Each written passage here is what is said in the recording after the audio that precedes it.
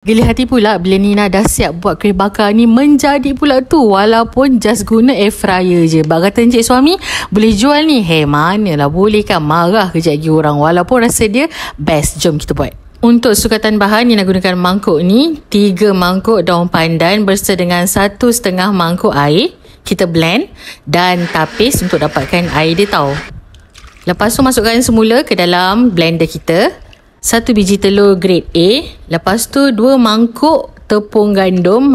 Tepung tak payah nak penuh sangat. 1/2 mangkuk santan, garam, gula dan juga pewarna hijau. Gula tadi just guna 1/2 mangkuk je tau. Ini version tak manis sangat. Letakkan minyak macam ni. Lepas tu tuangkan tadi kita punya bancuhan tadi tu. Letaklah bijan sikit. Lepas tu bakarlah lebih kurang 20 hingga 20 minit pada suhu 180. Ikut awak punya air fryer masing-masing. Ada certain air fryer dia lain sikit, dia nak 40 minit. Tengok awak kena tarik-tarik selalu, okey. Dan dah siap. Nampak tu Nina potong panas-panas lagi ni. Dan rasa dia memang menjadi surprisingly tak sangka jadi.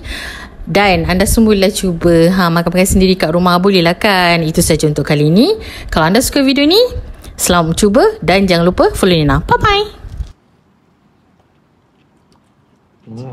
Lembut macam kuih bakar betul. Tapi ni masak guna air fryer kan.